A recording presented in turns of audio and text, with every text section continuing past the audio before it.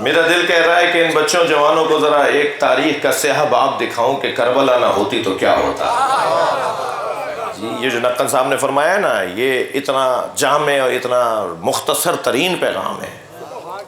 جی ایک نبی کی جگہ، بظاہر نبی کی جگہ بیٹھا ہوا شخص کہتا ہے جمعے کے دن تو ہم سفر میں ہیں، آج بدھ کا دن ہے، جمعے کی نماز آج ہی پڑھ لیتے ہیں، اور امت نے ان کے پیچھے نماز پڑھ لی۔ یہ تو کربلا نے آ کر ان باتوں کو روکا ہے۔ کربلا نہ ہوتی تو امت یہی کھلواڑ کرتی اسلام کے ساتھ۔ ایسے ہی ایک شخص ایک شہر میں داخل ہوا تو مؤذن آواز دے رہا تھا، یقولون اہل حمص اشہد ان لا الہ الا اللہ، اذان ہو رہی ہے۔ اہل حمص کہتے ہیں، حمص کا شہر تھا شام میں جو آج شہر ہے، اہل حمص کہتے ہیں کہ اشہد ان لا الہ الا اللہ۔ تو اس نے کہا جی یہ کون سی اذان ہے؟ سبھی کہتے ہیں، یہ اہل حمصی کیا کہتے ہیں؟ یہ اہل حمص کا لفظ کیوں لگا دیا اس نے اذان میں؟ اذان ختم ہوئی تو انہی سے پوچھ لیا بھائی کیا بات ہے؟ کہنے لگے میں مسلمان کہاں ہوں، میں تو یہودی ہوں، انہوں نے مجھے کہا تمہاری آواز اچھی ہے، مؤذن چھٹی پہ گیا ہے، تم اذان کہہ دو۔ کربلا نہ ہوتی تو یہ ہوتا۔ کچھ اور آگے گئے تو کیا دیکھا؟ اچھا میں یہ لطیفے نہیں سنا رہا، اگرچہ محفل پڑھ رہا ہوں تو محفل میں آپ کا مسکرانا برا بھی نہیں ہے جی، مگر یہ تاریخ کے وہ عجیب صفحے ہیں۔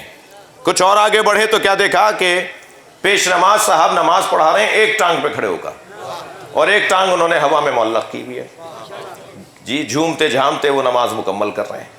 تو نماز کے بعد پوچھا جی یہ کیا ہو رہا تھا؟ کہنے لگے یہ آ رہے تھے نماز پڑھانے، رستے میں چھینٹ لگی، ان کا ایک پیر نجس ہو گیا، تو نجس پیر انہوں نے علیحدہ کیا ہوا ہے، پاک پیر پہ کھڑے ہو کے نماز پڑھا۔ کربلا نہ ہوتی تو یہ ہوتا۔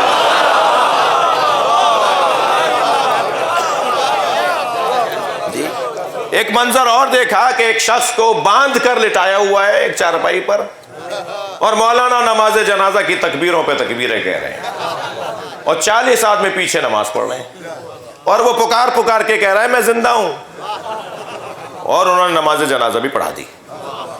بعد میں کسی نے پوچھا حضور وہ تو زندہ تھا، آپ نماز پڑھا رہے تھے، کیا ماجرا ہے؟ کہنے لگے میں ایک کی بات مانوں یا 40 کی مانوں؟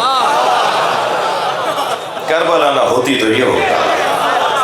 صلوات پڑھ لیں محمد و آل محمد۔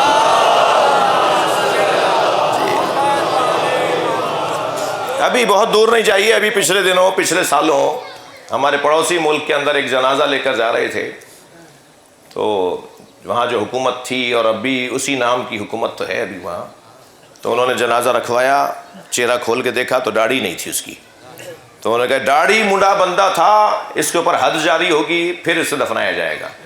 انہوں نے کہا بھائی یہ تو مر گیا، اب کیسی حد؟ جنازے کو 40 کوڑے مارے۔